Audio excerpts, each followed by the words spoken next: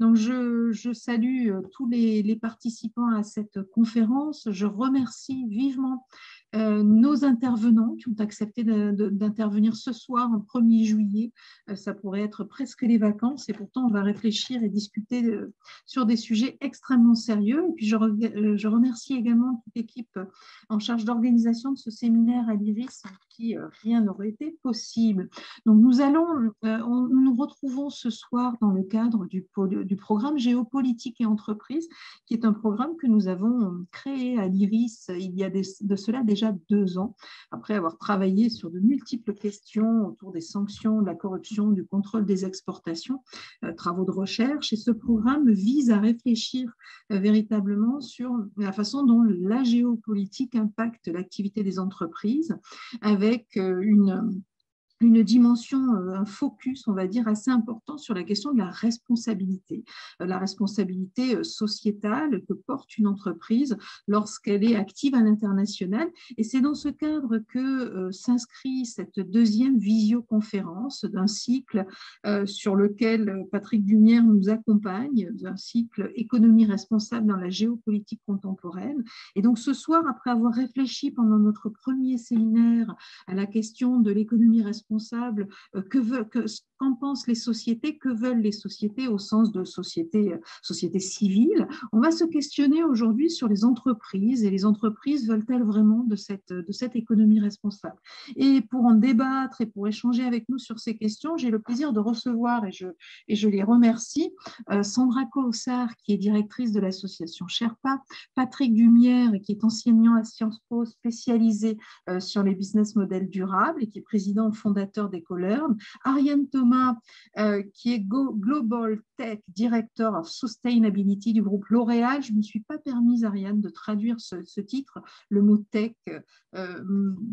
J'hésitais, donc j'ai préféré garder le titre tel que vous nous l'aviez transmis. Et puis Gilles Vermaux-Desroches, directeur de la citoyenneté du groupe Schneider Electric, et vous êtes aussi président de l'association Sans chance pour son emploi. Ça fait, je crois que pour introduire le propos, et puis je ne vais pas être trop longue et laisser la parole très rapidement à nos intervenants, je crois que ça fait des décennies à présent que les entreprises hésitent entre leur responsabilité à faire de bonnes affaires et des profits et leur responsabilité sociétale, même si le concept est plus récent.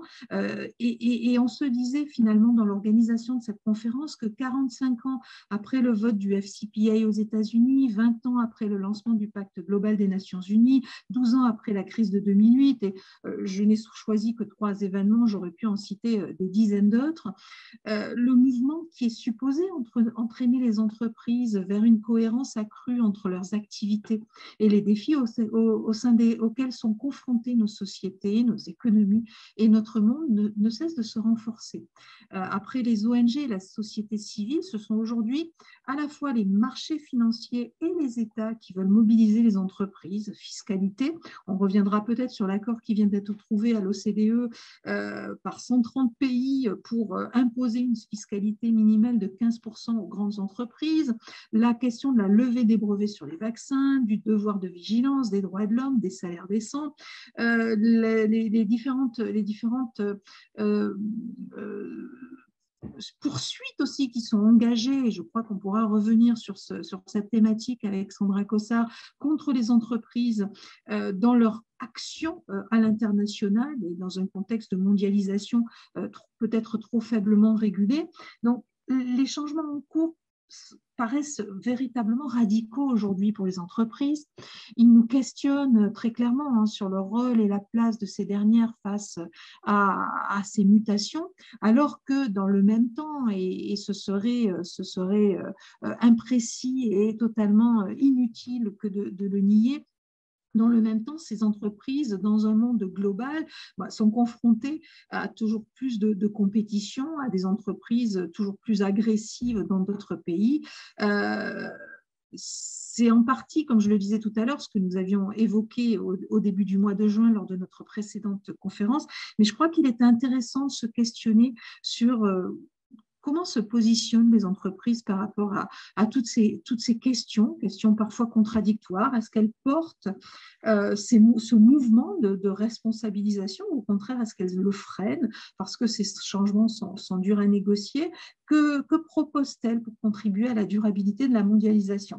Et comme je sais que Patrick Dumière suit ces questions depuis des années, eh bien, je vais lui laisser la parole en premier en lui demandant peut-être à la fois de nous dresser un état des lieux et de nous faire un petit point sur ces évolutions pour qu'on comprenne bien la dynamique qui est engagée, mais aussi de répondre à la question, est-ce que les entreprises aujourd'hui sont prêtes et armées pour aborder ce que je me permettrais de qualifier ce monde d'après? Patrick, à vous.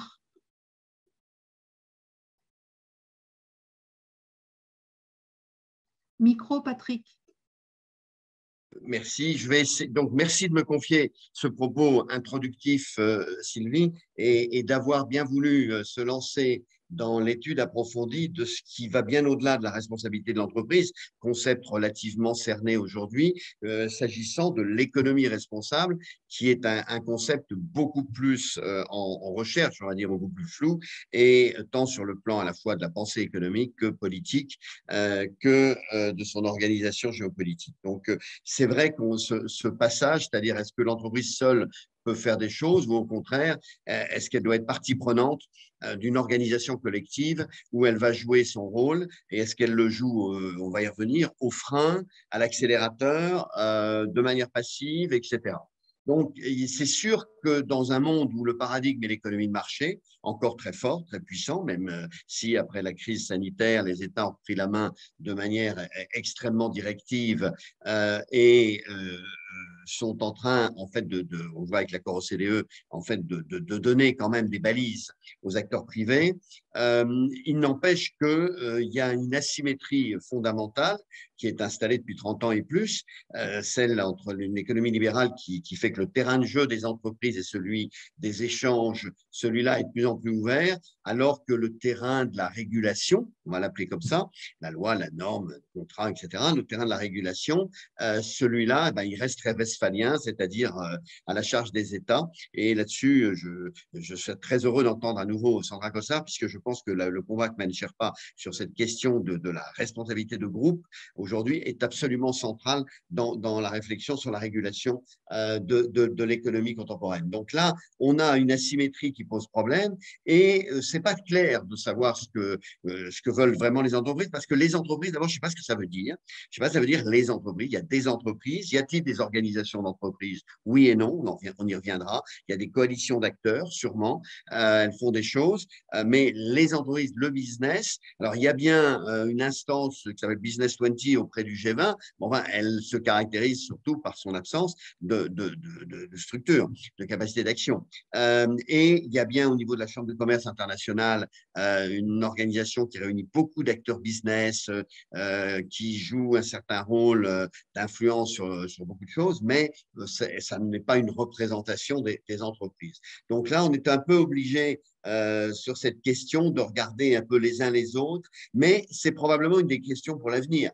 Il existe, je dirais, un monde syndical organisé, des ONG mondiales, et là-dessus, peut-être Gilles nous en parlera à propos de Global Compact, les alliances d'entreprises sont quand même un peu aujourd'hui assez vaseuses, assez floues, assez, en tout cas en recherche.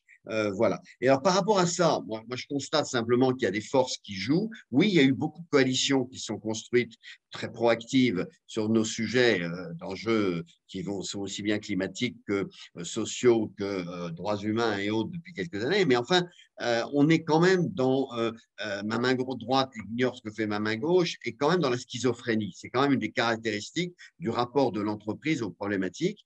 Vous citez l'accord de l'OCDE, mais n'empêche qu'il y a il y a un peu plus de 8 jours, dans l'Union européenne, sur le nouveau texte de transparence dit CSRD, on est allé en retrait parce que, sous la pression de la France notamment, la transparence fiscale a reculé. On l'a limité aux pays de l'euro et aux pays, aux paradis fiscaux sur la liste OCDE. Bon, alors que le principe de la transparence fiscale se discute-t-il? Donc là, on voit bien, on a aujourd'hui aussi des tas de voix qui disent c'est bien de passer, c'était même du reste une demande des entreprises centrales de ces multicomptes pour le texte de devoir de vigilance, de l'européaniser. Et on voit que quand même, son européanisation se heurte à beaucoup de critiques. On a fait monter M. Breton au feu pour défendre M. Renders pour ce texte qui va être une vraie ligne rouge de la volonté, en tout cas un vrai signal de la volonté de l'Union de régir sur un plan mondial, sur le jeu mondial, ces questions. Bon, je passe sur d'un côté l'automobile et de l'autre côté le Dieselgate. Bon, voilà, on est dans la contradiction en réalité. Et pour y voir un peu plus clair, je pense qu'il y a un problème qui se pose au départ. Je vais les lister sans être long, on est simplement pour alimenter la discussion. Il y a d'un côté l'obsession des économistes sur le désarmement des frontières et la facilitation des échanges, et puis une poussée vers l'économie du bien commun pour reprendre le travail de fond de certains économistes autour de Jean Tirole et d'autres. Mais on voit bien qu'aujourd'hui, l'entreprise n'a pas posé en principe supérieur de l'économie de marché ces principes-là. Alors, ils sont imposés. Donc, on a une dynamique de la contrainte qui est la caractéristique des 20-30 dernières années. Pour l'avoir vécu, comme Gilles, comme d'autres, moi, je considère que les entreprises n'ont fait que subir. Et je cherche les décisions positives qu'elles auraient initiées, dans lesquelles elles auraient été proactives pour améliorer ces principes supérieurs à l'économie, et je ne le vois pas. Et je ne le vois pas. Alors, je me l'explique. Je sais très bien que le modèle qu'on projette, moi le premier, je bats ma coupe dans l'enseignement, c'est un modèle qui n'est pas le modèle durable. On enseigne encore simplement les lois de l'efficience, des facteurs de production, point. C'est tout ce qu'on enseigne. On a aujourd'hui une valorisation qui est fondamentalement sur le résultat, sur le bilan, sur les profits. C'est la seule valorisation. La valeur globale, on en parle, on travaille, beaucoup de choses se font, mais elle n'a pas émergé aujourd'hui comme critère de différenciation. Encore que, dans la sphère financière et chez beaucoup de gestionnaires d'actifs, aujourd'hui, on assiste à un mouvement récent, mais très significatif. Ce que vient de lancer la transition juste d'Amundi, ce que vient de lancer Barberis sur ces questions-là, c'est très intéressant. C'est d'influence. Et que je sache, la finance, c'est l'économie, ce sont des entreprises, mais elles sont là dans une approche de gestion de risque qui est très différente de celle des industriels de ce point de vue-là. Donc, moi, je pense qu'il y a un vide géopolitique dans l'organisation publique des entreprises et que c'est un des problèmes majeurs que possède l'économie responsable aujourd'hui, c'est-à-dire qu'il n'y a pas d'interlocuteur pour les acteurs publics qui s'organisent.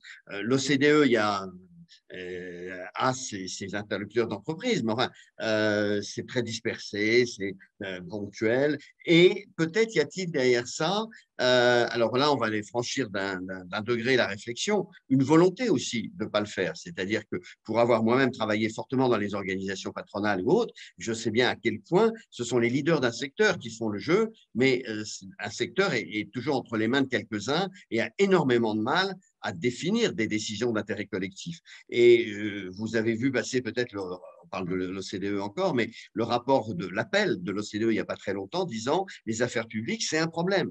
C'est un problème parce qu'ils sont contradictoires avec le déclaratif, avec le narratif des entreprises. Et ça, on le vit perpétuellement. Du reste, nos amis de CSR Europe ont lancé toute une machine pour demander aux fédérations professionnelles de rentrer dans le durable. Mais les fédérations professionnelles, en général, qui portent des intérêts collectifs, elles portent très peu de stratégies durables. Elles portent des stratégies défensives, des stratégies de lutte contre la contrainte, la régulation en général, etc. Le commissaire général du développement durable disait dans une conférence il y a très, très peu de temps, les entreprises mettent du durable dans leur stratégie, mais elles n'ont pas de stratégie durable. Bon. Donc, vous voyez, on est quand même là tiraillés par des tensions qui sont devenues assez insupportables du reste pour les acteurs qui sont dans le jeu, parce qu'on aimerait être clair, on aimerait comprendre, on aimerait, à la limite, on préfère des secteurs, on préfère Exxon qui est clair, qui ne veut pas y aller, qui combat même largement la question climatique, et puis des actionnaires d'Exxon qui, clairement, en Assemblée générale, font bouger les choses. Voilà. Donc, ça, on est peut-être là dans une phase aujourd'hui de demande de clarification, mais on ne peut pas dire qu'il y a quelques pionniers. Alors, ici représentés, il y a quelques pionniers qui portent clairement, qui l'ont fait. Mais moi, j'ai connu un pionnier très actif il y a quelques années qui s'appelait Lafarge. Bon, et Sandra nous dira évidemment que ça, on ne peut pas le considérer dans cette catégorie aujourd'hui. Pour l'essentiel, il y a quelques entreprises adverses, j'en ai connu beaucoup. Depuis, et il faut bien dire que ça remonte à la question de l'apartheid, hein, toutes ces tensions, principe Sullivan, etc. Et depuis, mais elles existent encore, mais pas nombreuses. Mais l'essentiel, c'est l'entreprise suiveuse. Et l'économie responsable, elle est dépendante en fait d'une situation un peu passive, un peu hypocrite, un peu de l'entreprise qui, quand ça l'arrange, avance, quand ça l'arrange pas, freine. Et donc, c'est là où on a une problématique au regard des déclarations et des engagements qui sont pris. Mais la notion du volontaire qui a tellement obsédé l'entreprise sur ces sujets est devenue aujourd'hui un frein au travail sur les agendas. Les agendas sont des agendas aujourd'hui avec des échéances proches. Je ne pas que sur le climat, sur tous les sujets d'inégalité et autres aussi. Donc là, on a une problématique d'intégration par les entreprises des enjeux, de volonté de structurer la cohérence dans les politiques. Normalement, les affaires publiques devraient être sous le contrôle de l'engagement citoyen, mon cher Gilles, je pense. Et donc, on devrait avoir après des concertations sectorielles qui font bien bouger les choses. Et ça, pour l'instant, on n'y est pas dans ce paysage du tout. On n'y est pas. Et donc, la main est aux États, est aux ONG, dans des situations qui sont problématiques, parce que je voudrais terminer là-dessus. Finalement, on est obligé de combattre l'entreprise, alors que l'entreprise est une partie de la solution. Elle possède en elle-même la capacité à développer durablement ce monde. Mais évidemment, encore faut-il qu'elle en fasse son paradigme aussi. Et donc, de ce point de vue-là, on a, je pense, une très grande difficulté parce qu'elle n'est pas assumée dans les gouvernances. Elle n'est pas assumée. Alors, il y a quelques acteurs individuels, ça, c'est pas nouveau, les acteurs individuels qui font leur ces questions-là. On les connaît, ils prêchent bien, intéressant, mais ils n'entraînent pas. N'entraîne pas. Alors là, on a un déficit de la pensée, on a un déficit politique, on a un déficit de l'organisation. Et donc, je pense que la durabilité aujourd'hui, qui est l'enjeu majeur de nos économies, elle souffre de ne pas avoir un corps constitué d'acteurs économiques qui sont à la hauteur en termes de vitesse, d'intensité, non pas qu'il ne se passe rien et non pas qu'il n'y ait pas des tas de choses qui sont méritoires et significatives, hein, mais qui s'inscrivent vraiment au niveau où les décideurs vont devoir s'inscrire fortement pour répondre aux risques actuels et à la société civile. Voilà. Donc, pour en terminer un peu sur ce cadrage un peu simplifié, moi, je pense qu'il y a des scénarios. Est-ce que les entreprises vont basculer aujourd'hui? J'ai trouvé le livre de notre ami Lorenzi très, très, très intéressant, La Grande Rupture, parce qu'il dit c'est Keynes plus Schumpeter, et j'ajouterais plus Sen, Stiglitz et autres, c'est-à-dire que enfin nos macroéconomistes qui ne pensaient que inflation, politique monétaire et autres disent le monde ne peut être que inclusif et durable. Et donc, comment l'acteur microéconomique doit s'inscrire dedans. Donc, on va peut-être avoir une jointure là qui peut se faire et qui voit que les esprits bougent. Cela dit, pour terminer, un exemple, au dernier panel annuel des points de contact nationaux de l'OCDE, rien de nouveau. Il a fallu qu'OCDE, CD Watch, donc la représentation de la société civile, disent qu'il faut mettre à plat les choses. Ça ne bouge pas assez, ça n'avance pas assez. Donc voilà, on est confronté, on a plein d'exemples qu'on pourrait citer les uns les autres, on est confronté quand même à cette interrogation qui est plus qu'une interrogation, qui est quand même de dire l'entreprise, il est temps qu'elle mette sa volonté politique, d'organisation politique qu'elle est dans toutes ces formes de relations collectives, avec aujourd'hui un narratif et une appréciation des risques et des stratégies qui sont de mieux en mieux, de plus en plus durables. On peut l'espérer et le penser un peu. Voilà, Sylvie, pour entrer dans le sujet. Merci beaucoup, Patrick. On vous sent quelque peu, alors je ne vais peut-être pas utiliser le terme de désabusé, mais non, jamais, mais lucide. Oui, lucide, tout les à forces, rapport de force.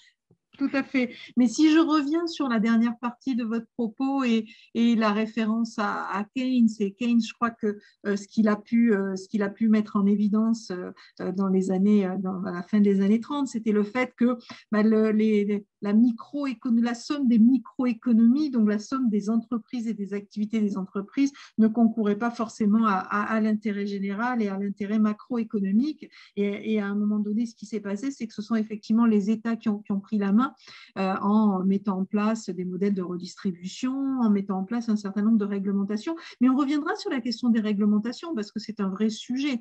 Et c'est vrai que dans un monde global, des réglementations et une gouvernance qui reste essentiellement nationale n'est pas forcément non plus l'alpha et l'oméga de ce qui peut entraîner une économie responsable. Et au-delà de ça, leur permettre de relever tous les défis. Alors justement, je vais céder la parole à Sandra Cossard. Donc je me permets de rappeler pour ceux qui aurait besoin que ce soit précisé que donc, vous dirigez Sherpa. Sherpa étant une association qui a été créée en 2001 avec pour mission de combattre les nouvelles formes d'impunité liées à la mondialisation des échanges économiques et financiers et de défendre les communautés de victimes de crimes économiques. Et donc, vous êtes formé d'une équipe d'avocats, de juristes experts, mais aussi d'experts et de professionnels pour lutter contre les flux financiers illicites, la corruption, le blanchiment, l'évasion fiscale, les biens mal acquis, la lutte contre les paradis fiscaux ou encore la transparence dans les industries extractives.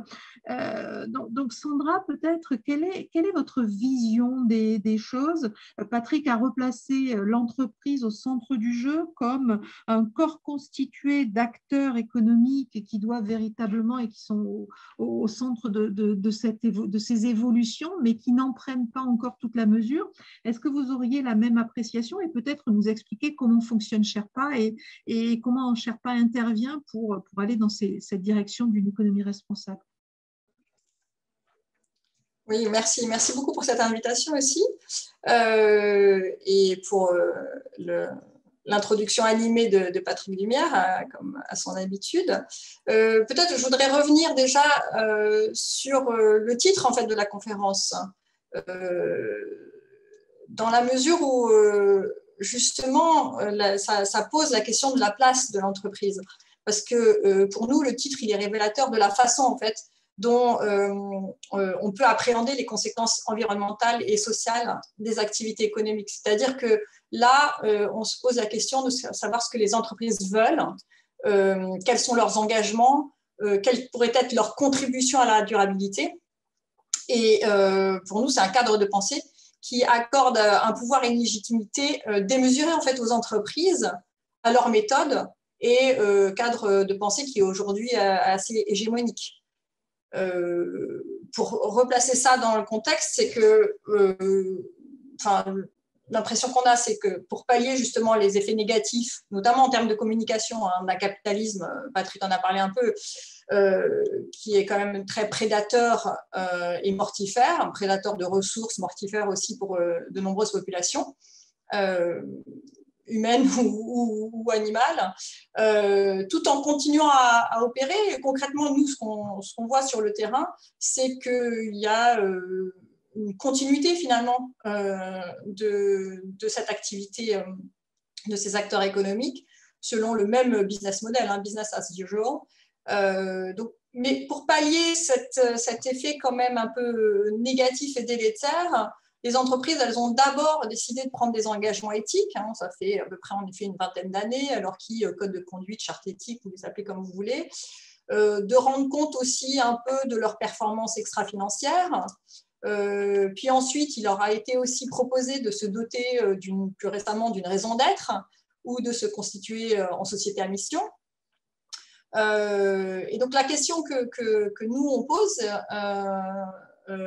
c'est comment est-ce qu'elles peuvent ou elles souhaitent, enfin que vous posez, pardon, comment est-ce qu'elles peuvent ou elles souhaitent contribuer à la durabilité de l'économie. Et ça, c'est vraiment une question centrale, c'est-à-dire comment demander en fait à ceux qui sont à l'origine justement de ce dysfonctionnement de penser ce dysfonctionnement. Et bon, c'est ce qu'on appelle dans le jargon anglais le corporate capture. C'est en fait comment cette emprise des entreprises est apparue sur la fabrication de la norme et sur les solutions aujourd'hui qui sont proposées. Donc, ces solutions qui sont proposées, elles émanent toutes pour la plupart, en tout cas celles qui sont audibles et présentées comme telles par des soi-disant experts de ce monde de l'entreprise. Alors, on va parler de solutions de marché, de justice négociée, d'initiatives multipartites.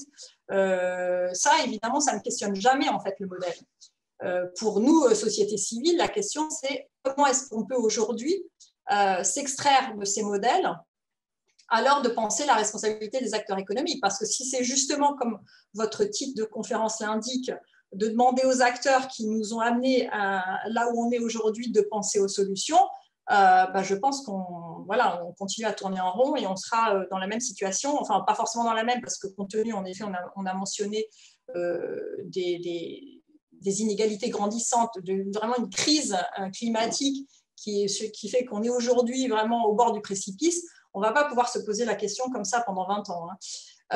Donc notre raisonnement, c'est vraiment comment s'extraire de ces modèles qui aujourd'hui donnent la voie aux responsables pour penser justement cette responsabilité des acteurs économiques. Et ça, c'est en effet une question qui est au cœur du mandat de Sherpa. C'est comment faire en sorte que les citoyens, donc la société civile dans son ensemble, de façon assez générale, syndicats, communautés impactées, associations, se réapproprient le droit pour réguler la mondialisation. Vous avez parlé tout à l'heure en effet de réglementation, de régulation. C'est aujourd'hui ce qui fait défaut et ce à quoi on est confronté en effet quand on regarde les activités de ces multinationales à travers leur chaîne de sous-traitance, donc à travers les frontières. Et pour nous, il est évident que ça doit passer par une responsabilisation des acteurs économiques, par le droit, comme un outil en effet légitime et démocratique de régulation, et non par les normes de droit mou ou la volonté, bonne ou mauvaise, de ces acteurs économiques.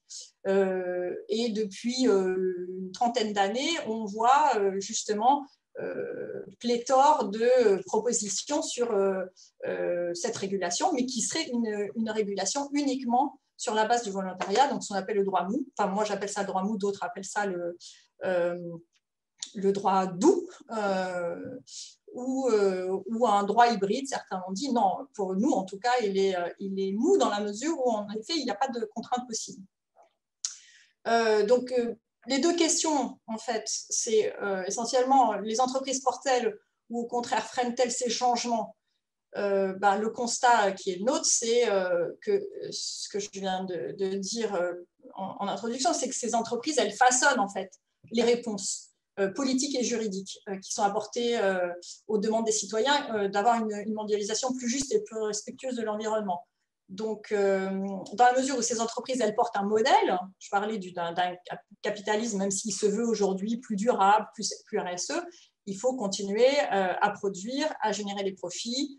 Donc, ce modèle-là, aujourd'hui, quand il est confronté justement à la violation et donc derrière la possibilité de réglementation, il s'y oppose. Donc, les entreprises, elles freinent les évolutions qui iraient contre leur modèle. Et c'est notamment le concept de private governance qui a été développé. Et ce concept de private governance, pour nous, il vise deux choses. Il vise à décrire d'abord que les droits nationaux et internationaux seraient, vous l'avez mentionné d'ailleurs tout à l'heure, aujourd'hui inadaptés pour réguler les acteurs économiques qui opèrent dans ce contexte international, et deux, que les acteurs privés sont légitimes pour combler ce manque en développant des normes et des mécanismes de régulation privée. Bon, évidemment, c'est ce vers quoi ce à quoi on s'oppose.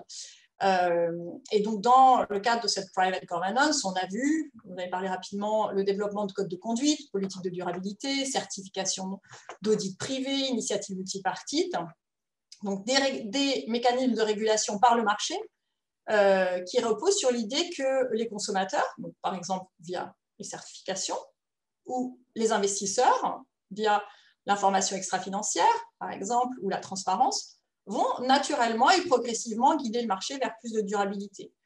Ce modèle, on le voit tous les jours, il est promu activement par les entreprises et on l'a vu encore récemment à travers la loi Pacte en 2019, qui permet aux sociétés d'adopter une raison d'être dans leur statut ou de se constituer en société à mission.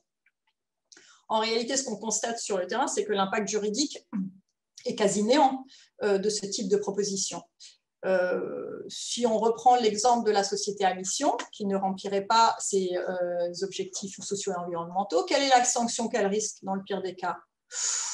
Extrêmement, extrêmement délicate. Se voir retirer son statut de société à mission. Ouh, bigre. Donc, en filigrane derrière, qu'est-ce que c'est? C'est que c'est avant tout, en fait, une sanction par le marché qui est envisagée et promue. Donc, encore une fois, avec un impact extrêmement, extrêmement limité.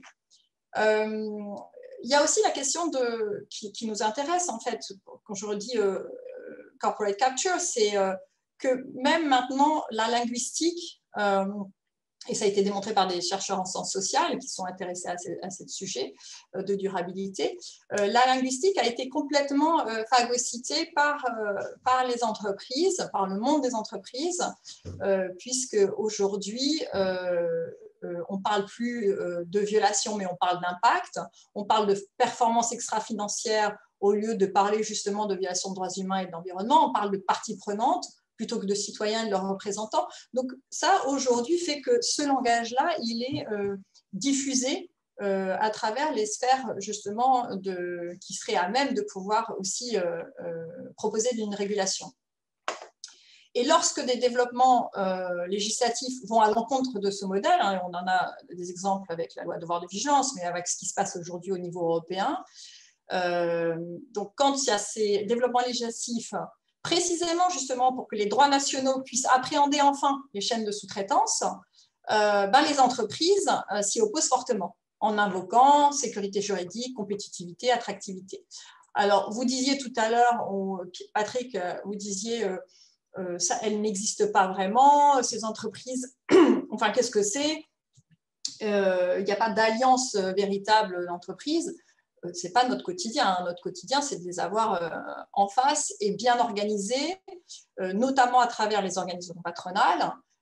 Donc, quand je dis justement qu'elles s'y opposent, dès qu'il y a un petit peu de régulation qui est proposée, je donne l'exemple de la FEP, l'Association française des grandes entreprises, qui, au moment des débats de la loi sur le devoir de vigilance, avait fait une position publique.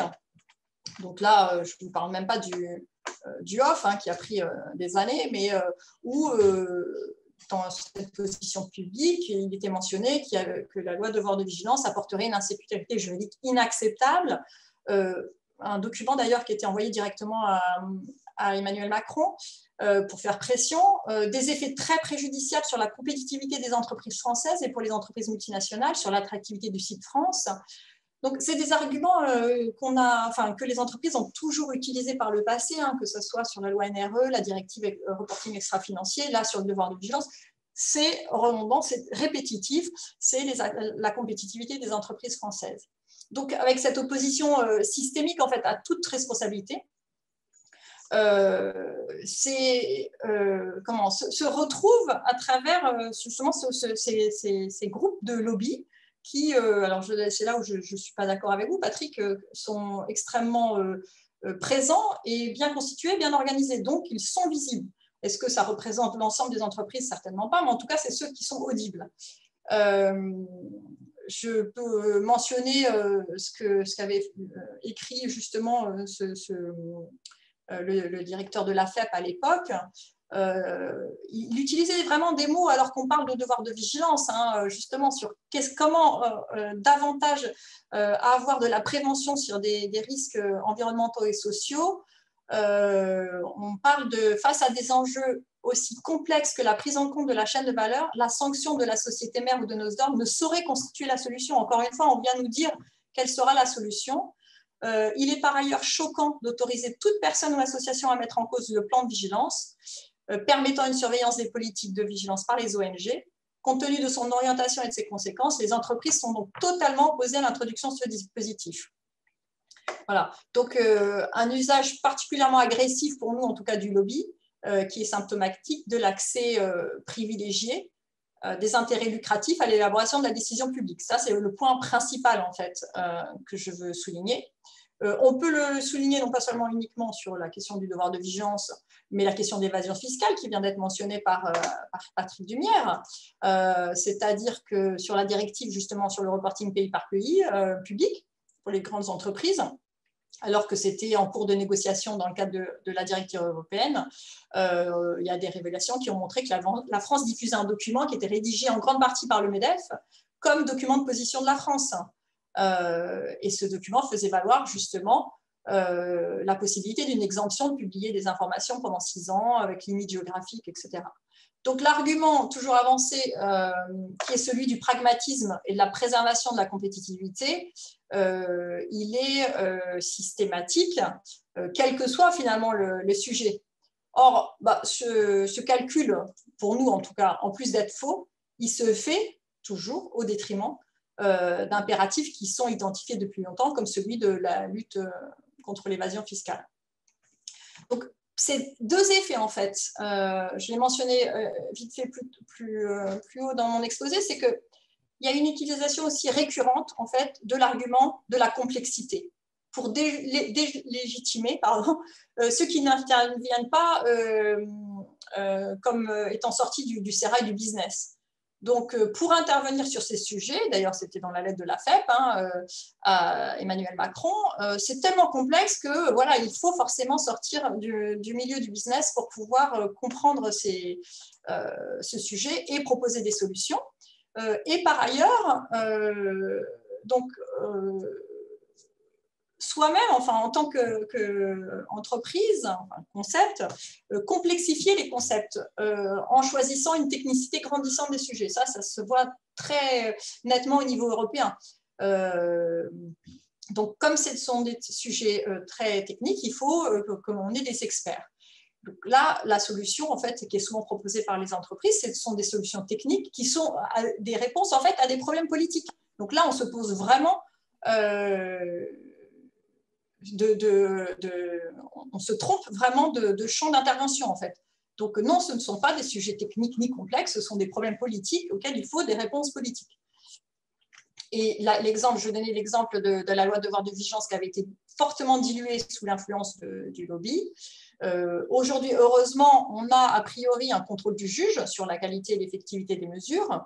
On verra ce que ça donnera devant les juridictions. Mais c'était en effet pas gagné d'avance. Et aujourd'hui, maintenant que le débat se pose au niveau européen, comme vous l'avez dit tout à l'heure, on pourrait penser que les entreprises françaises qui sont soumises à cette obligation-là pourraient au moins, puisqu'elles l'ont revendiqué pendant des années en parlant du fameux level playing field, aujourd'hui, on ne les entend pas du tout. Elles pourraient dire, bon, ben, pour avoir les mêmes justement, obligations, on va porter ça au niveau européen. C'est bien l'inverse. Et donc, il y a un rapport qui vient d'être publié par SEO et notamment ICCJ, notre coalition européenne, qui montre comment le lobby au niveau européen est extrêmement virulent contre la proposition de directive sur le devoir européen, le devoir de vigilance au niveau européen. Donc, ça veut dire qu'aujourd'hui encore, se perpétuent ces mêmes techniques sur les petites propositions de réglementation, parce qu'on vraiment, on n'est pas sur la responsabilité pénale, là. Donc, les entreprises, elles proposent des solutions de marché comme étant plus pragmatiques, réalistes, conformes à la sécurité juridique. Donc, quand vous proposez une régulation, vous êtes forcément en dehors de ça. Moi, je me souviens personnellement d'avoir été attaquée. On m'avait dit les propositions de la loi sur le devoir de vigilance, mais s'il n'y fait ni à faire, ça n'est pas juridique. Enfin, voilà. C'est les mêmes arguments. On ne souhaite pas de régulation, on veut des incitations. Aujourd'hui, parmi les entreprises dites très modèles, on sait par exemple que le lobby de Danone auprès de la Commission européenne vise à promouvoir la loi Pacte plutôt que la loi devoir de vigilance. Donc encore une fois, moi je veux bien qu'on en cite certaines en disant qu'elles sont plus responsables que d'autres. On voit que c'est jamais aussi clair et que quand sur certains sujets elles avancent, sur d'autres elles sont quand même très actives dans des lobbying contre la réglementation. Merci. Je vais vous couper, Sandra, parce qu'il faut que quand je laisse la parole à tout le monde. Donc, on a entendu votre mise en cause des lobbies et le poids des lobbies, mais également la distinction que vous avez pu faire à la fin suivant les sujets, sur la façon dont avancent les entreprises. J'aimerais entendre maintenant peut-être la voix des entreprises et de la perception qu'elles peuvent avoir en fait de toutes ces thématiques. Donc je vais laisser la parole à Ariane Thomas, peut-être pour nous décrire la manière dont L'Oréal intègre ces enjeux, la réalité en fait de l'entreprise face à ces enjeux de responsabilité, de droits humains, sociaux et sur les questions environnementales. Et oui, je rebondirai ensuite pour les questions. Ariane, si vous pouvez nous parler un petit peu de l'expérience de L'Oréal en la matière. Merci beaucoup, Sylvie. Difficile de passer après les points de vue aiguisés de Patrick et de Sandra. Je partage beaucoup de ce qui a été dit pour l'avoir vécu au sein des associations sectorielles. Pour autant, je pense que, en tout cas pour L'Oréal et mon expérience de 30 ans au sein du groupe en tant qu'expert, en tant qu'ingénieur, donc du côté industriel et pas en part de voie politique, je peux dire que les choses, et témoigner vraiment que les choses ont radicalement changé. Et moi, j'ai eu la chance en 2005 de créer le programme achat responsable du groupe, en 2008 de créer la direction de l'environnement du groupe, et aujourd'hui je suis en charge de créer la feuille de route tech et développement durable à l'issue de la pandémie. Aujourd'hui on se rend compte de l'impact de notre usage de la tech et donc d'accélérer nos actions sur ce sujet. Au moment où on crée le programme achat responsable du groupe, on est dans une situation assez intéressante où on a autant de politiques achats que d'acheteurs, que de sites. Et en même temps, le groupe s'internationalise. Donc, le pourcentage du chiffre que l'on fait comparativement au milieu des années 90 où je suis rentrée, en fait, il y a vraiment un impact important de l'international, de la production locale. L'Oréal produit là où nos consommateurs sont. Il n'y a pas d'intérêt à faire voyager nos produits. Donc, on formule le shampoing pour le cheveu asiatique, pour le cheveu brésilien. Donc, on a nos usines qui sont ancrées.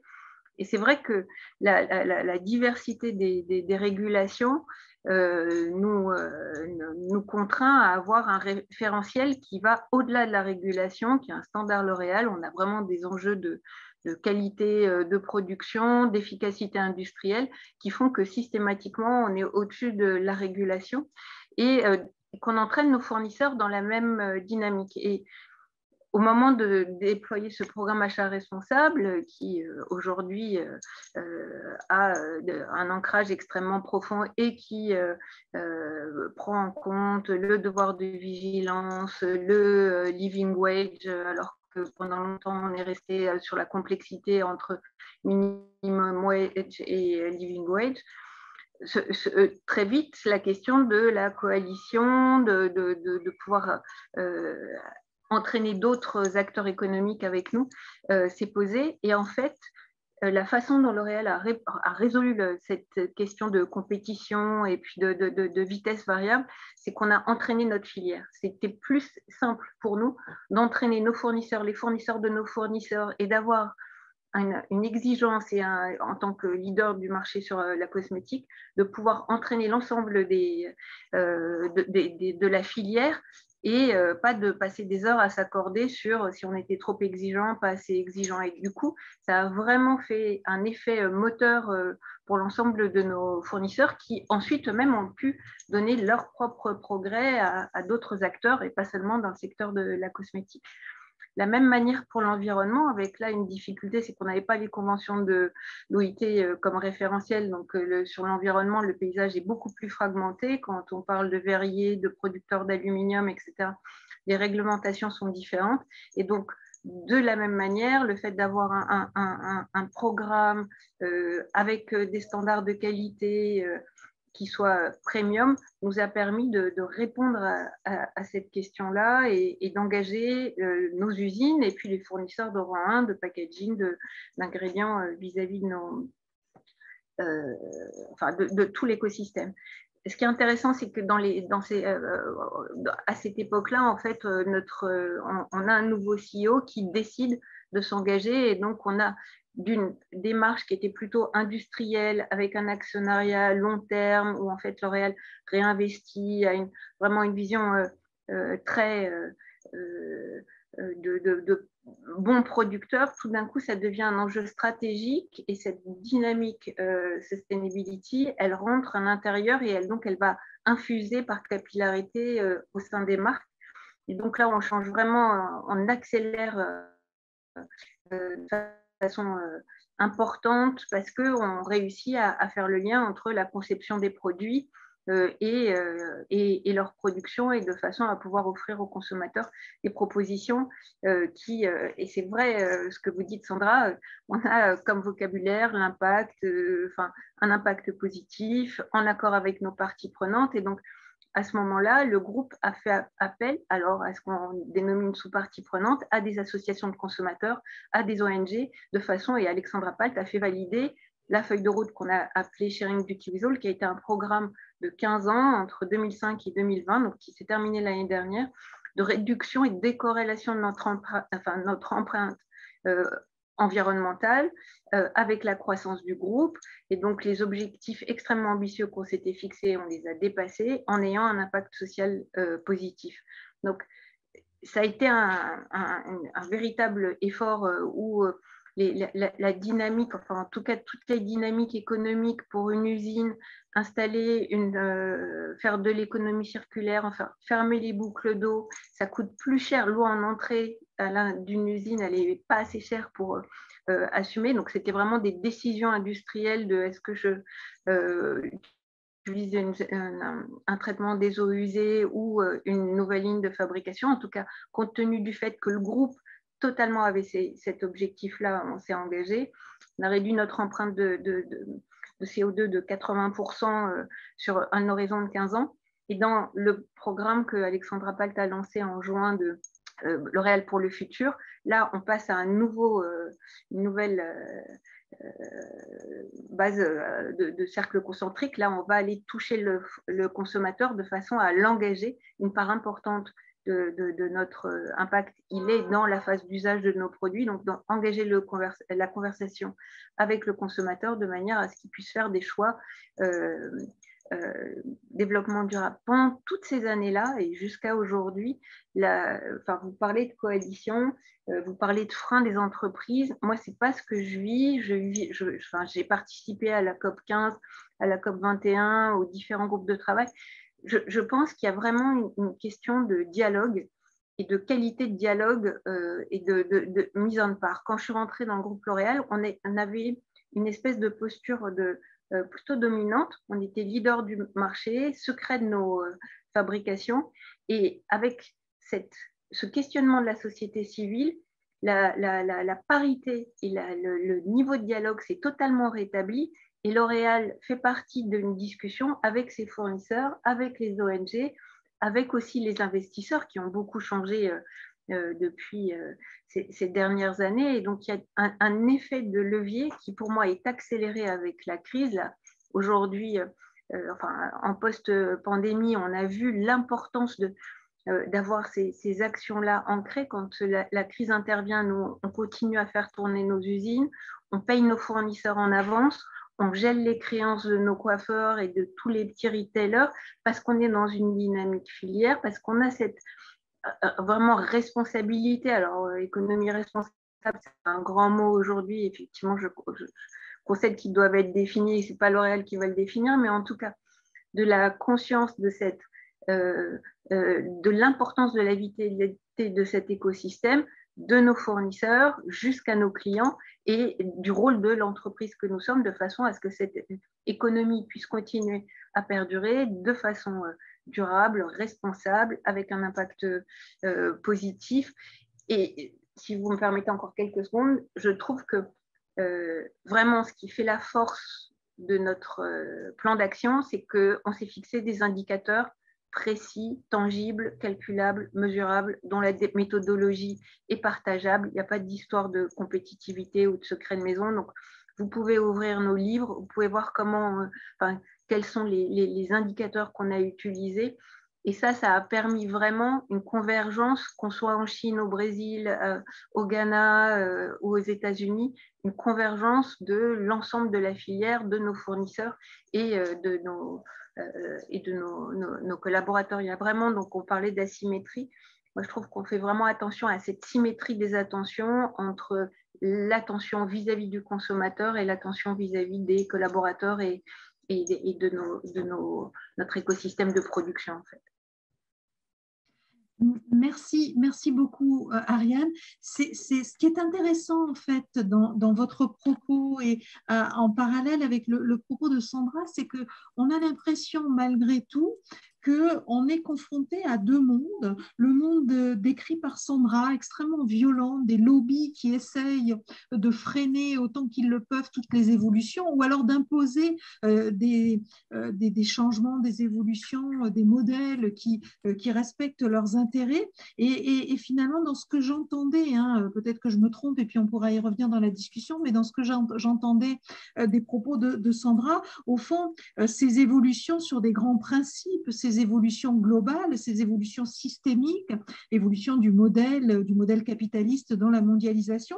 Et puis à côté de ça, ce que j'ai entendu dans votre propos, Ariane, c'est l'entreprise au quotidien, l'entreprise dans son fonctionnement de tous les jours qui a conscience, vous avez employé le mot de conscience, qu'il y a un monde autour d'elle, il y a du quotidien autour d'elle, il y a des individus, on pourrait parler de parties prenantes, je suis désolée Sandra si le mot ne vous plaît pas, mais ça résume assez bien quand même l'ensemble de ces parties prenantes, dont le consommateur qui est aussi un citoyen par ailleurs. Et dans ce quotidien, au fond, une entreprise qui doit penser la durabilité, qui doit penser la préservation de son environnement, pas au sens changement climatique ou environnement, mais de l'environnement dans lequel elle évolue. Alors, je vais tout de suite céder la parole à Gilles Vermaux-Desroches, peut-être pour nous donner sa vision des choses.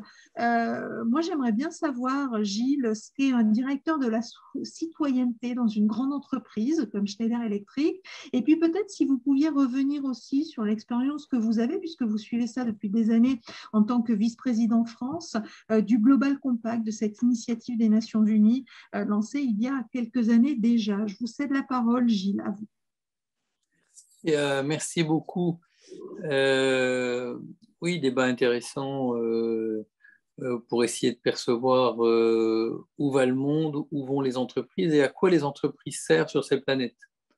Parce qu'on peut avoir de fait cette vision peut-être un peu noire présentée précédemment d'entreprises dont le seul enjeu est au fond d'empêcher d'avancer. Moi, je reviendrai bien à une définition que l'on a toujours eue chez Schneider Electric et que je partage avec beaucoup, qui est l'entreprise crée de la richesse pour, dans l'ordre alphabétique, ses actionnaires, ses clients, ses collaborateurs et la société civile.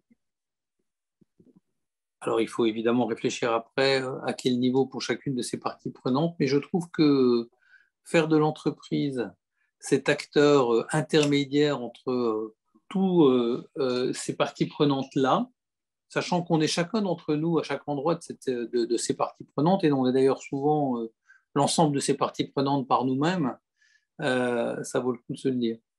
La deuxième chose, c'est que à la COP21, un concept a été inventé qui s'appelle l'agenda des solutions. Parce que le monde n'irait pas mieux sans entreprise. Quand aujourd'hui on veut pouvoir se nourrir, soit local, soit bio, soit différemment, quand on veut se transporter différemment, quand on veut avoir des loisirs, des habits, une réalité différente, ce sont des entreprises qui ont mis ces solutions sur le marché. Alors peut-être pas assez vite, peut-être pas assez, mais néanmoins, c'est le fruit du travail des entreprises, de leur investissement, du fait qu'elles ont dissipé une partie de leurs profits pour faire de l'innovation, du fait que cette innovation est souvent bas carbone. Moi, je pilote, vous ne l'avez pas dit là, je suis le coordinateur avec le collectif des directeurs du développement durable, entreprises pour l'environnement, le Global Compact France, Entreprises et Progrès, le MEDEF, la FEB de fait, ce qu'on appelle le French Business Climate Pledge, qui est un engagement que prennent les grandes entreprises et les petites pour dire en transparence quels sont leurs engagements climat dans les 3 ans qui viennent. J'ai le sentiment qu'on peut maudire les ténèbres, mais qu'il y a là quelques lanternes sur lesquelles les Français ne se trompent pas complètement. Je crois que la dernière enquête de satisfaction sur le monde des entreprises des Français laisse apparaître, publiée par Le Parisien, que 71% des Français déclarent avoir une bonne image des entreprises. C'est d'ailleurs le corps constitué sur lequel les Français ont la meilleure image. On peut voir des différences. D'ailleurs, ce chiffre monte jusqu'à 76%, dont 21% de très bonne image de la part des salariés. Et donc, n'oublions pas le rôle de cette entreprise, la vision de ceux qui la composent, dont on sait de plus en plus droit d'alerte en interne, etc., qu'ils sont eux-mêmes attentifs à tous les enjeux dont un certain nombre d'associations sont elles-mêmes attentives. Donc moi, j'ai envie de dire, le monde de l'entreprise, c'est aussi ça.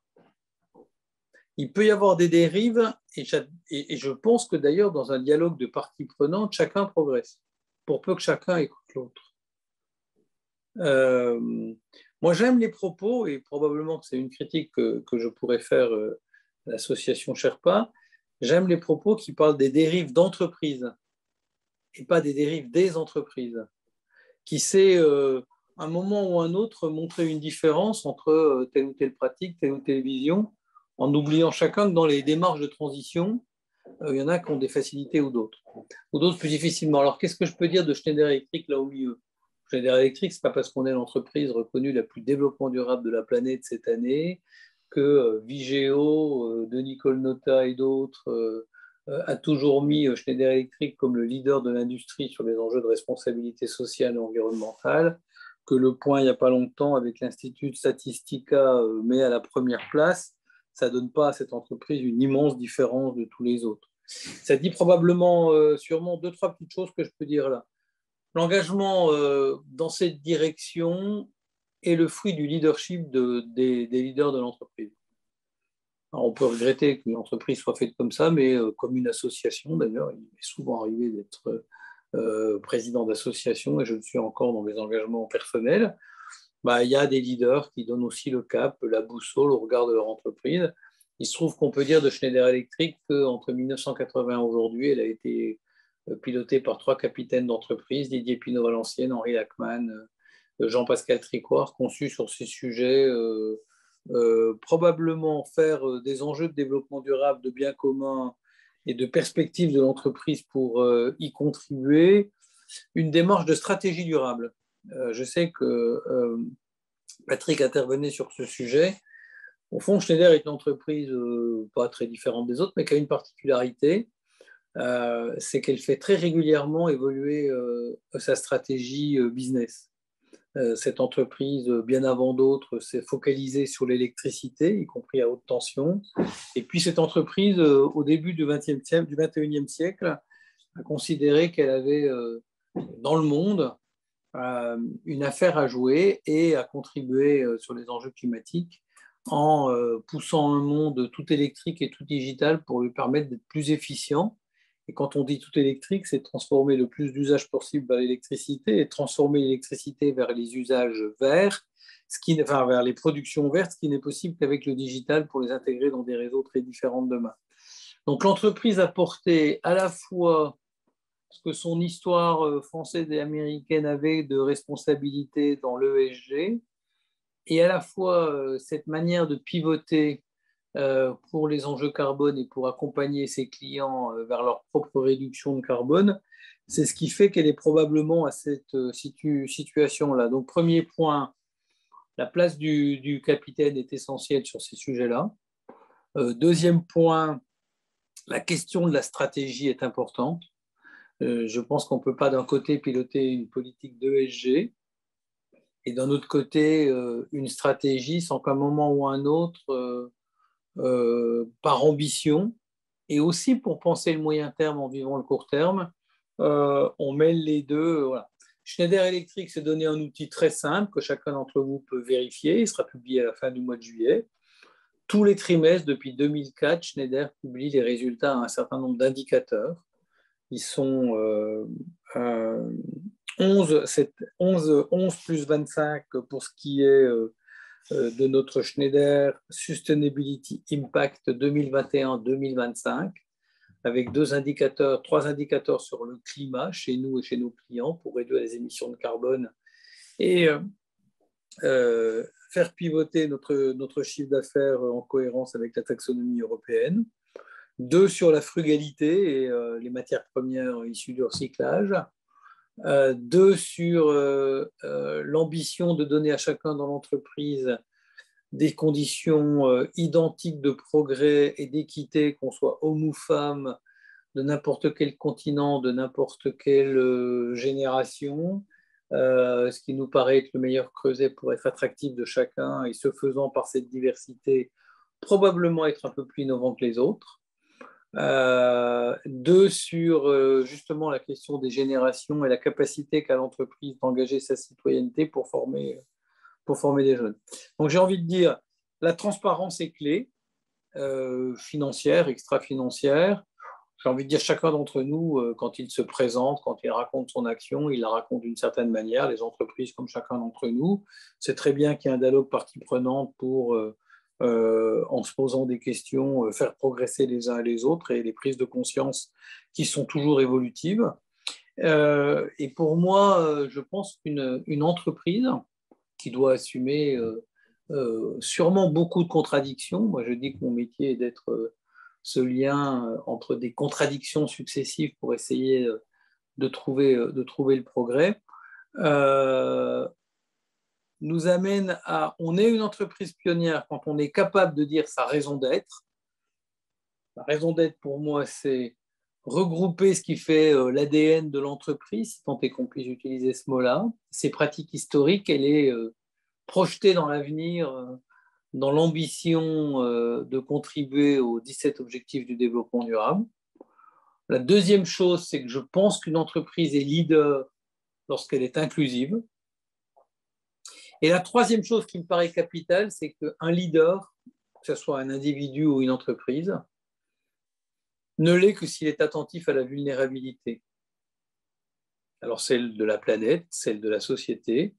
Et il me semble que c'est dans cette attention à la vulnérabilité qu'une entreprise, dans son innovation, dans ses modes de fonctionnement, sait progresser et créer la valeur qu'elle a à créer pour répondre à toutes ces parties prenantes, parce qu'il n'est pas question de ne pas créer de valeur.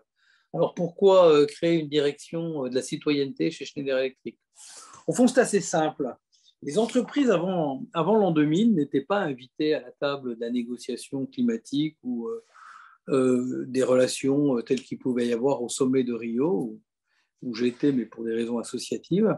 Les entreprises n'étaient pas invitées à ce tour de table et d'ailleurs ne cherchaient pas à l'être. Et puis progressivement, on peut dire que le sommet de Johannesburg, on peut dire que le Global Compact, justement créé par Kofi Annan, on peut dire que la COP de Copenhague ont amené cette réflexion que ces entreprises avaient un rôle à jouer dans les transitions nécessaires pour assumer le futur, et elles-mêmes ont considéré qu'en mettant ça dans leur organe de réflexion, probablement ça les permettait d'innover autrement. Et donc depuis 20 ans, les entreprises ont été invitées à contribuer à la réduction de la fragilité du climat, de la planète qui est le climat. Et d'ailleurs, aujourd'hui, quand on parle de développement durable, on parle beaucoup de la question environnementale et climatique. C'est vrai dans les raisons d'être, c'est vrai dans les plans de progrès les plus démonstratifs de nos entreprises, y compris celle de Schneider Electric. Derrière l'ambition de citoyenneté, j'ai envie de dire, on entend à la fois cet enjeu sur la planète, mais aussi cet enjeu sur les populations et sur la réalité humaine. On ne peut pas, dans cet enjeu citoyenneté, ne faire une réponse que sur les engagements climat et environnementaux, même s'ils sont clés et centraux. Mais on est obligé aussi de réfléchir, et ceci d'ailleurs différemment quand on est une entreprise mondiale comme Schneider Electric, réfléchir à ce que c'est cette vision de citoyenneté autour du monde. On voit bien qu'elle vient choquer des réalités très différentes, et d'ailleurs choquer un monde qui est en train d'évoluer sur le sujet, parce que le bilatéralisme d'une part, et d'autre part les réalités d'ailleurs de citoyennes des salariés d'une entreprise peut venir choquer l'ambition d'être tous ensemble vers un bien commun que propose l'entreprise. Je sais, moi, combien dans les dernières années, dans une entreprise comme la mienne, où il y a beaucoup de Chinois et beaucoup d'Indiens, beaucoup d'Européens, beaucoup d'Américains, eh ben, que ce sujet n'est pas sans poser question et parfois créer quelques stress parce que les États eux-mêmes créent ces stress. Et donc, en créant une direction de la citoyenneté, il y a la volonté d'ajouter la vision qu'on a sans être parfait, de réduire la fragilité de la planète qu'est le climat, à une volonté d'être aussi un acteur qui contribue à améliorer la situation des populations, singulièrement celle des jeunes, singulièrement celle des femmes. Vous pouvez suivre donc tous les trimestres quelques indicateurs. Le premier, par rapport à ce que je viens de dire, c'est celui de l'ambition de Schneider Electric d'apporter et de contribuer à former 1 million de gens de la base de la pyramide entre 2015 et 2025, parce que sans partage de compétences, en particulier ces jeunes des pays du Sud, il faut savoir que 1,8 milliard d'habitants de la planète a entre 15 et 30 ans. Il n'y en a jamais eu autant dans le passé, il n'y en aura plus jamais autant dans le futur. C'est le signe de la grande croissance. Il y a une évidence. On doit tous contribuer à leur permettre de trouver leur position dans leur société, dans la société, et ce faisant de contribuer au développement de celle-ci dans les nouveaux enjeux qui respectent et climat et développement. Et puis les enjeux d'égalité professionnelle et par exemple d'engagement pour l'accès à l'énergie des 1 milliard d'habitants de la planète qui n'a pas accès à l'énergie sont des engagements très forts pour la promotion des femmes. On sait que dans les pays où l'accès à l'énergie n'est pas partagé, ce sont elles qui s'arrachent au travail, et donc il y a là une mission. Donc en conclusion, j'ai envie de dire la cohérence est une boussole. Pour moi, les enjeux de développement durable, lorsqu'ils sont intégrés dans une entreprise qui ouvre la fenêtre sur la société, lui donne l'occasion de se réformer pour être en adéquation avec les ambitions des gens. Au fond, les entreprises ne sont pas parfaites, les États non plus d'ailleurs, les structures associatives pas plus d'ailleurs. Il suffit de regarder dans n'importe quel tribunal de prud'homme quels sont les cas les plus complexes. Elles ont à progresser et c'est leur intérêt de progresser. D'où la force de l'intérêt des parties prenantes. D'où la nécessité d'accroître la transparence parce qu'elle est un chemin vertueux et un chemin d'efficacité.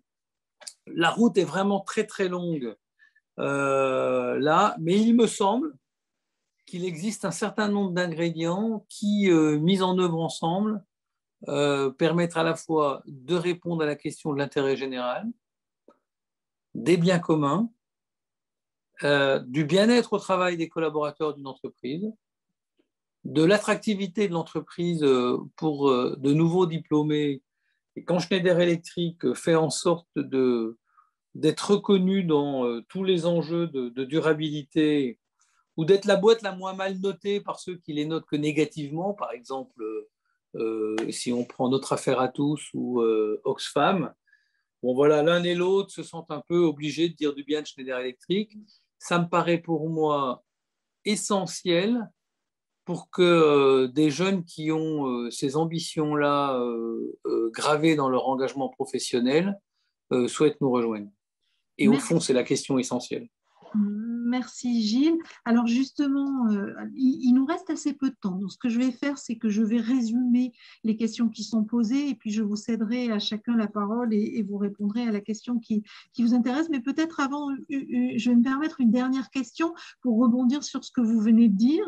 On a eu par le passé d'autres entreprises extrêmement bien notées par les agences de notation, par extra-financières, par leurs salariés, etc., et qui se sont retrouvés confrontés à des situations où, au fond, toutes ces évolutions, toute cette prise de conscience et la mise en œuvre d'un certain nombre de choses pour assurer une certaine durabilité de leur activité, et a volé en éclats sur un événement qui, à un moment donné,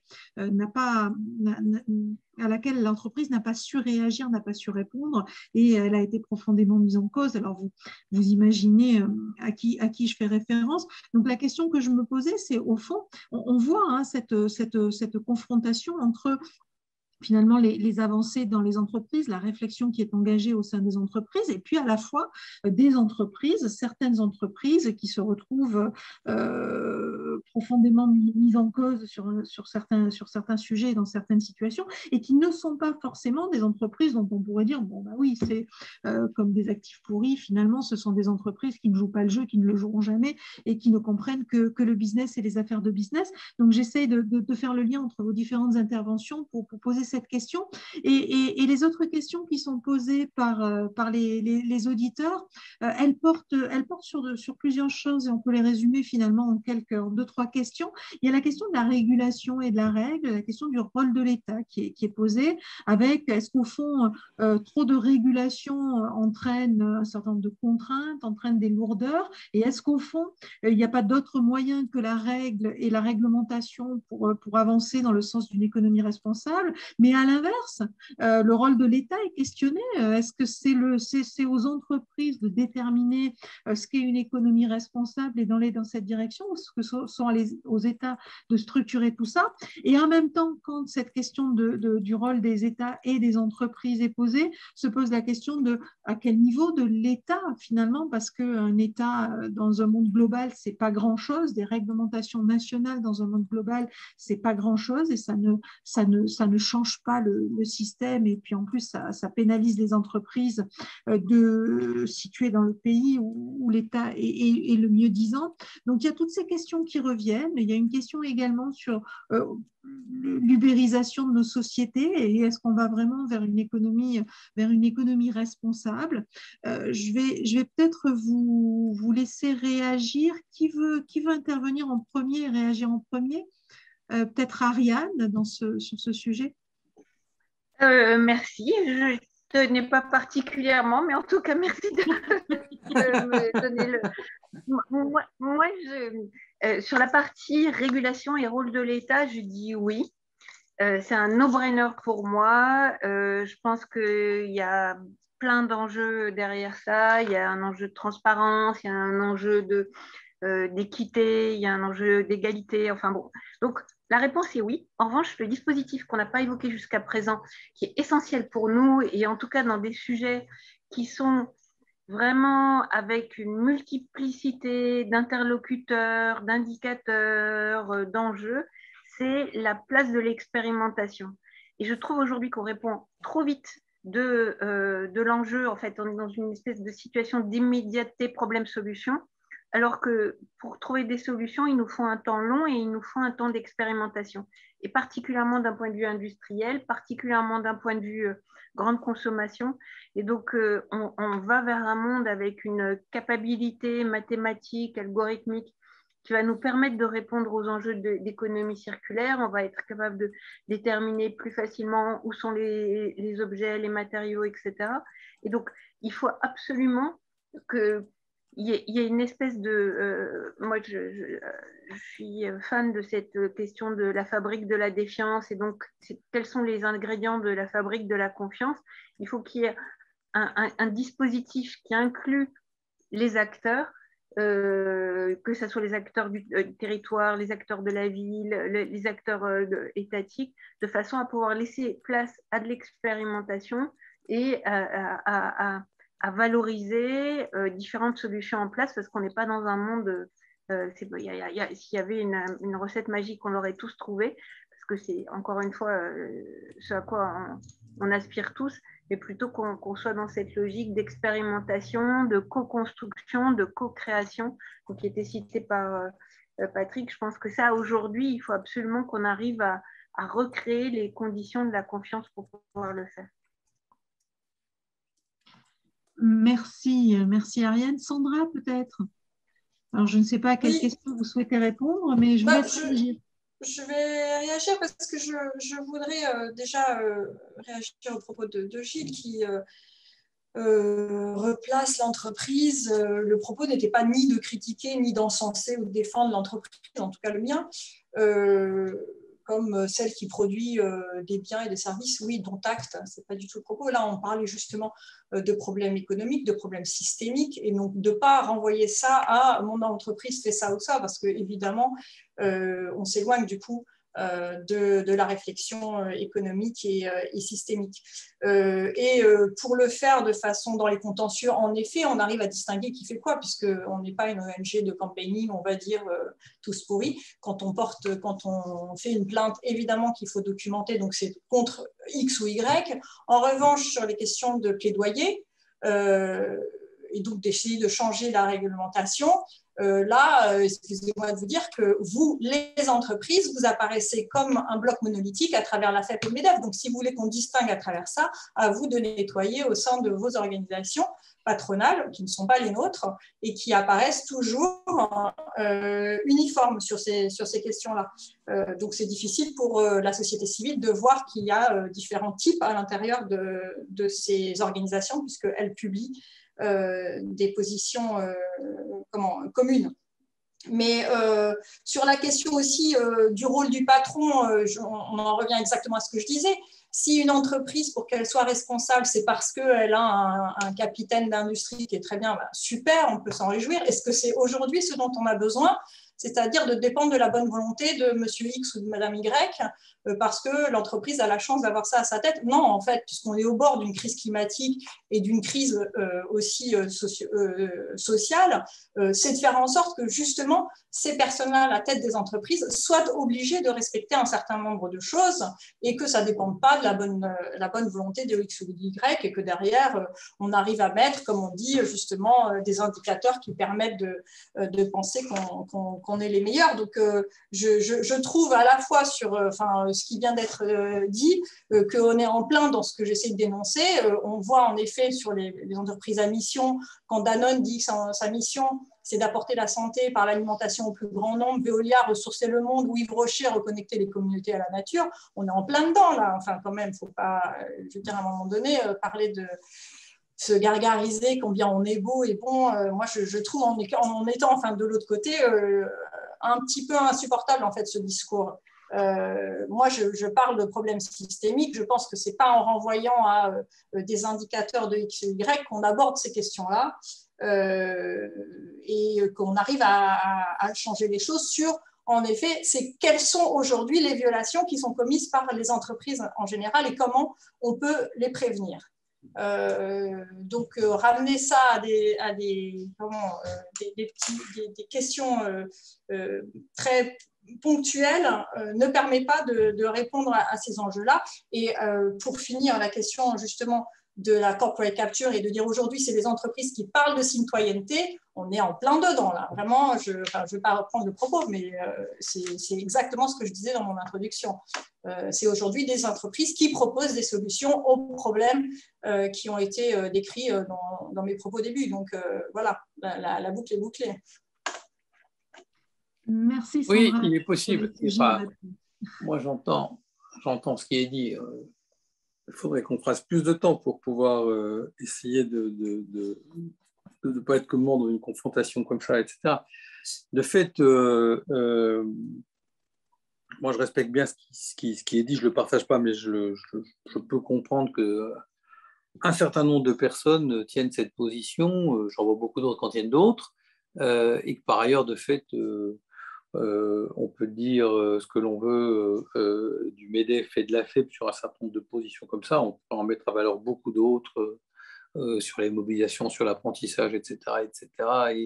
Et la bouteille n'étant jamais ni complètement vide, ni complètement pleine. Et par ailleurs, il y a d'autres types d'acteurs de mobilisation d'entreprises qui, de fait, pourraient être amenés à être cités. C'est très intéressant ce propos, parce qu'au fond, la question de savoir de la place des États, c'est une très belle question. De fait, on peut. Moi, je vous dis, elle est très simple, la place des États. C'est de rendre les citoyens compétent et responsable. Et de la même manière que on ne peut pas enfermer toutes les entreprises dans les pratiques d'une entreprise, on ne peut pas enfermer la vision globale de tous les citoyens dans la pratique soit d'une ONG, soit d'un acteur qui soit politique ou associatif. L'échiquier existe dans l'ensemble des perceptions et c'est bien que chacun puisse dire des positions. D'ailleurs, on voit très bien, faisons 2 secondes une incartade du côté du politique, on voit très bien que des pensées politiques qui ont une ossature peuvent aussi évoluer face à des situations différentes. De fait, il y a la question de l'étatisme ou du personnalisme. Moi, je considère que plutôt qu'être régulateur, c'est-à-dire considérer que l'État a la réponse, je préférerais qu'il soit formateur et un peu plus exemplaire d'ailleurs, mais qu'il soit surtout formateur pour que l'ensemble des Français ait une vision claire des enjeux et dans ses actes de liberté choisissent d'avancer du côté du climat, de la biodiversité, du développement et de la prise en compte de tous ces enjeux. C'est ce qui me paraît clé aujourd'hui. C'est-à-dire on peut à la fois pas confier notre avenir aux entreprises, ce serait une profonde erreur. Confier notre avenir à l'État, je crois que de plus en plus de gens sont sceptiques sur ce sujet-là. Les résultats des dernières élections, pas tant le résultat que le manque de participation est aussi une question. Et puis au fond, les associations, et je le regrette, mobilisent pas tant que ça de citoyens. Alors, nul doute qu'un petit nombre peut bouger des montagnes pour un grand nombre, mais globalement, il faut prendre en compte tous ces sujets-là. Et au fond, essayer, chacun d'entre nous, d'étayer notre position. Moi, de fait, je crois qu'un individu peut apporter quelque chose au monde. Et je crois de fait que ça vaut le coup de parler des capitaines d'une entreprise, comme des dirigeants d'une association, comme des responsables politiques. Et pas seulement de grands systèmes dans lesquels le grand tout empêcherait l'engagement et le dynamique individuel. On peut ne pas être d'accord et pas être sur cette position. J'ai des exemples qui montrent la force que cela apporte. Et le premier promoteur de ça, pour le coup, et pas en étant dans le ponctuel, mais dans la vision globale du sujet, c'est Mohamed Younous. Et donc, on voit bien qu'il y a des visions un peu différentes sur le sujet. Moi, je crois à la liberté et je crois à la nécessité pour qu'elle s'exerce que les États, le nôtre en particulier, soient un acteur de formation, d'information pour permettre à chacun d'être responsable dans son acte, plus que de régulation pour décider à la place des gens. En particulier parce que nos boîtes, et il faut quand même revenir sur ce sujet, sont soumis à une grande réalité internationale où les États sont très, très différents. Alors, ça n'enlève pas du tout la responsabilité à l'État français, je n'ai surtout pas dit ce sujet-là. Mais il se trouve que l'État français est de loin les plus régulateurs dans le monde et qu'il y a une pratique mondiale des entreprises qui, de fait, amène un peu de complexité, même s'il ne faut pas utiliser cet argument-là pour s'expliquer, c'est plutôt la transparence qui fera avancer. Et je sens Patrick bouillir.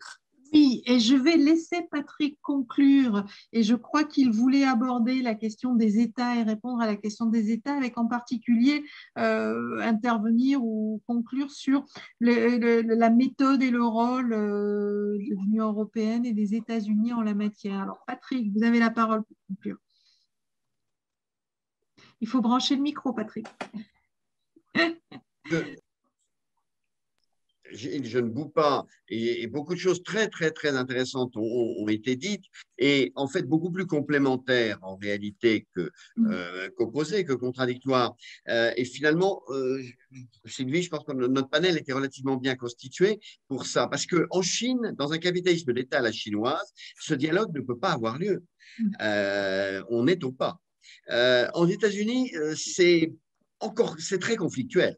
Tu as vraiment une pensée idéologique très homogène, une autre très contradictoires et finalement, le train avance et la problématique européenne est passionnante parce que l'édifice juridique qui est en train d'être rebâti à Bruxelles concernant les rapports entreprises et sociétés, il est le fruit de ce dialogue qu'on a eu, il est le fruit, Sandra y participe beaucoup, les ONG y jouent un très grand rôle, les entreprises y sont présentes autant qu'elles veulent, et à titre collectif comme à titre individuel, du reste, Bruxelles est très poreux, et il y a une réflexion tierce, du reste, qui va et vient et qui produit des consensus assez intéressants avec leur faiblesse peut-être molle. Certes, il faut le regretter, et je vais y revenir, mais avec quand même une capacité à dire, eh bien, il y a un modèle. Il y a une idée, c'est-à-dire que le débat n'est pas l'entreprise. L'Oréal a une stratégie de progrès, Schneider a une stratégie de progrès. Après, on peut la discuter et faire bouger les curseurs et considérer que c'est assez, pas assez, etc. Dont acte. Mais ce qui est bien plus important dans le monde où on est, avec l'agenda et les violations que dénoncent les ONG, comme les problèmes systémiques qui sont les nôtres ne sont pas des abstractions, ils sont là très fortement. Et donc, ces agendas-là, ils nous demandent de dépasser effectivement la situation propre à chacun pour savoir si on va co-contribuer à changer les règles ou pas, d'une manière qui est, si possible, positive. Il ne faut pas qu'on passe 10 ans à essayer de parler de la fiscalité. Alors, sur la fiscalité, je trouve que du reste, là, on a pris une leçon. Les entreprises n'en veulent pas, ne voulaient pas, optimisation fiscale, etc., etc. C'est moi-même auditeur dans des grandes maisons qui ont fait ça comme un choix de l'égalité, du reste, mais comme un choix. Et on n'a pas posé le principe de se dire, comme c'est sur la répartition de la valeur, le juste profit, on pourrait en parler de grands sujets qui vont être à l'ordre du jour demain et auxquels le système économique n'échappera pas. Il sera dedans et il se réformera. Mais ça, c'est le miracle de l'Europe et c'est peut-être la méthode, je dirais, syncrétique de l'Europe qui est notre chance, sur laquelle il faut jouer. Moi, je pense qu'on ne la joue pas encore assez. On a une problématique aujourd'hui de dialogue partie prenante sur ces thèmes-là. L'économie responsable en France, elle est très à Bercy, mais elle n'est pas encore partagée du tout. On pourrait améliorer énormément les choses, se parler beaucoup mieux. Donc, il y a vraiment, en termes de méthodologie de dialogue, en termes de capacité à peser sur les systèmes internationaux, un défi européen que reflète bien cette discussion avec des acteurs qui font des choses, avec des acteurs qui ne se satisfont pas de certaines réponses et avec des acteurs qui ont aujourd'hui des choses à dire aussi, des choses à faire et à dire de part et d'autre. Donc, c'est ça ce changement d'échelle, le changement de paradigme que je pense est le nôtre maintenant. On ne peut plus être d'un côté la promotion de la RSE, de l'autre les attaques des ONG et puis des stratégies qui sont notées plus ou moins bien.